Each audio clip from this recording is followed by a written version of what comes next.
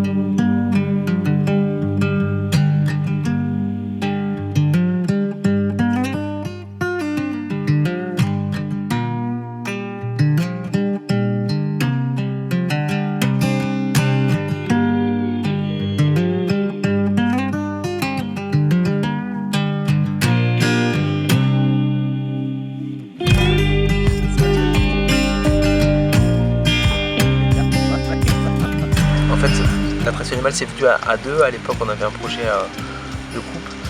Et le projet de cette ferme, il est né autour de l'alternative au pétrole et aux industries. Et donc l'idée, c'était vraiment de faire une ferme la plus écologique possible. Alors bien sûr, il y a un côté très utopique dans le projet de départ. Bon, aujourd'hui, ça s'est transformé en réalité. Et c'est pas exactement ce qu'on avait pensé au départ, mais ça s'en rapproche. Et l'attraction animale, c'était juste une évidence en fait. C'était pas un truc de.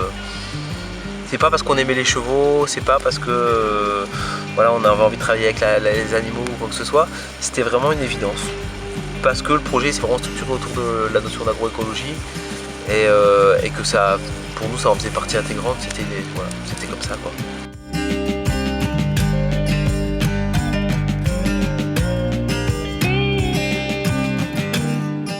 Ben moi j'ai envie de transmettre depuis à peu près toujours, je pense. J'ai fait ma prise de conscience écologique vers 17-18 ans et de là est née une envie de changer les choses, en fait, de faire ma part pour créer un monde plus juste, plus équitable, plus écologique et de développer des alternatives. Parce que j'ai découvert qu'il y en avait plein qui existaient, l'attraction animale en étant une. Et c'est là que j'ai découvert, on m'a parlé d'Élise Proust à Dain qui fait de l'équitation éthologique. Et ça a vraiment changé mon rapport au cheval. Depuis j'ai presque plus jamais eu d'accident. Et j'ai vraiment l'impression que quand j'ai un nouveau cheval entre les mains, on arrive à communiquer.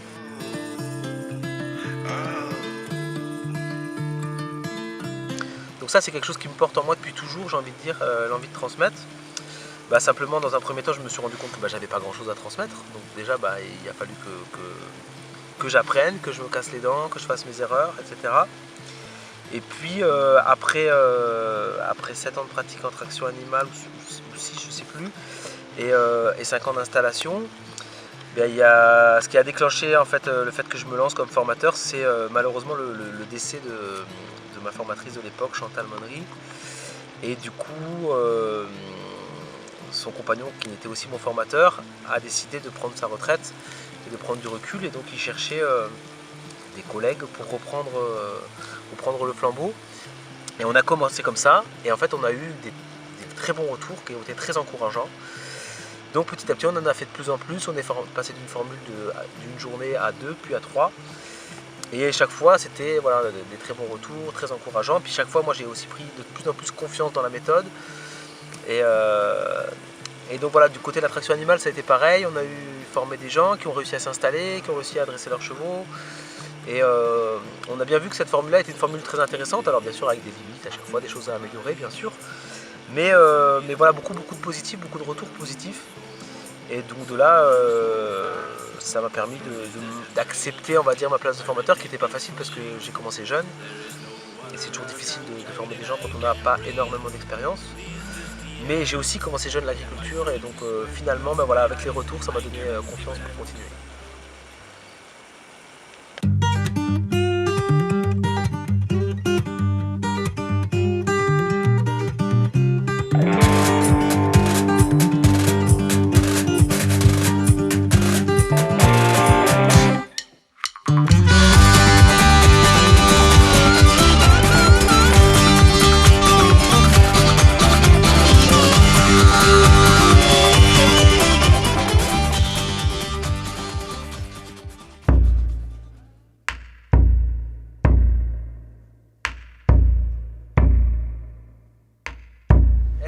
passéiste, la traction animale. Ça pourrait l'être si on voulait la pratiquer comme dans le temps.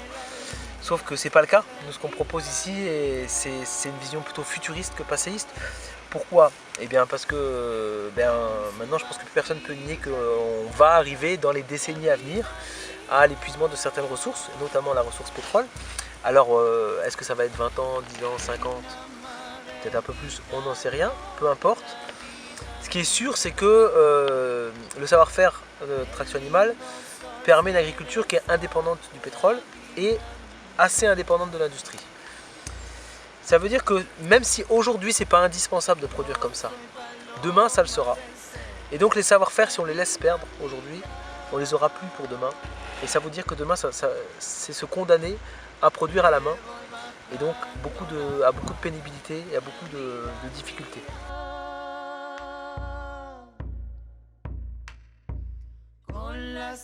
Donc moi je crois que l'agriculture d'attraction animale c'est l'agriculture de demain.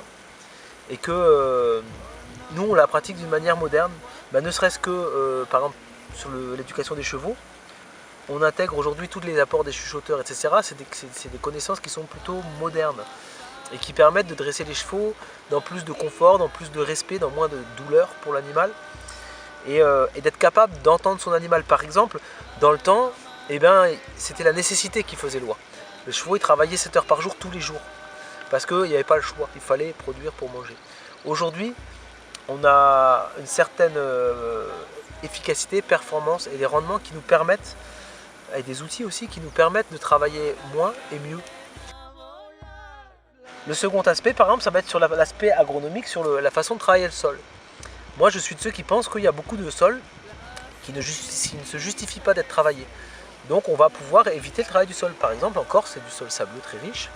Et bien la traction animale, ça n'a pas beaucoup d'intérêt là-bas, en tout cas pas pour le travail du sol. Ici par contre c'est du limon hydromorphe qui a une tendance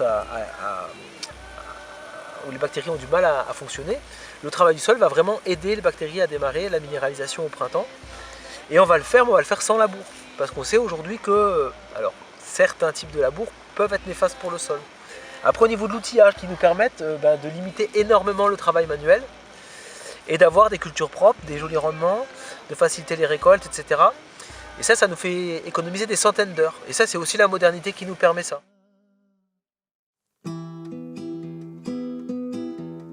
Moi, je pense qu'on apprend que dans la pratique, que dans l'expérience, dans le corps et dans la tête en même temps.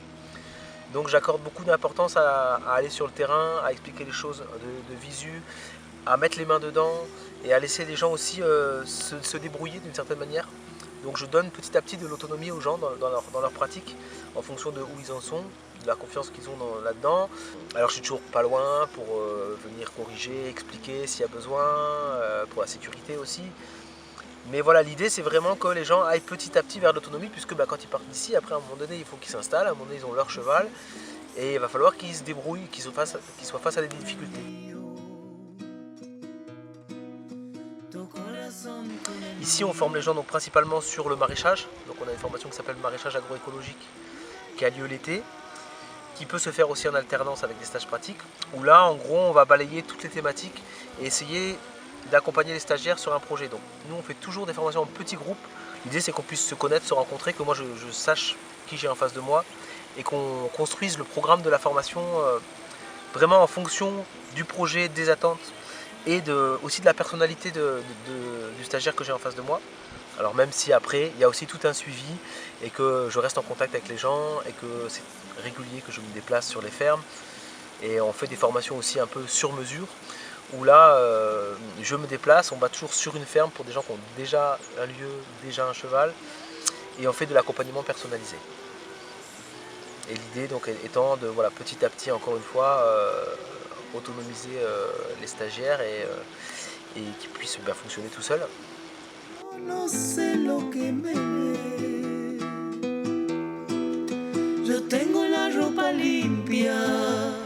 C'est pas moi le formateur en fait, ici c'est les chevaux, puis c'est vos chevaux. C'est eux qui viennent nous faire évoluer, c'est eux qui supportent nos erreurs. C'est eux qui quand même au départ sont pas vraiment faits pour faire ce qu'on leur fait faire et qui quand même veulent bien le faire. Et en général, ils mettent plutôt de la bonne volonté. Et nous qui savons plutôt pas vraiment comment leur parler, comment leur demander, comment faire. Et donc on est face à des animaux qui sont extrêmement tolérants par rapport à notre incapacité à fonctionner avec eux. Et donc je voudrais mettre ça en avant parce que voilà, l'animal c'est quand même aussi pour moi le cœur de l'agroécologie. C'est la polyculture élevage, c'est le fait de mettre en lien des chevaux, des animaux et des humains sur un même endroit. Et ça fait sens au niveau de l'autonomie, de la fertilité, ça fait sens mais parce qu'il y a des jours où on n'a pas envie de se lever le matin, mais quand c'est pour aller nourrir son animal, on ne se pose pas la question, on y va. Et parce que ça nous offre des grands moments de bonheur avec eux, des moments de connexion. Voilà, pour toutes ces raisons, et ben, lancez-vous dans l'attraction animale.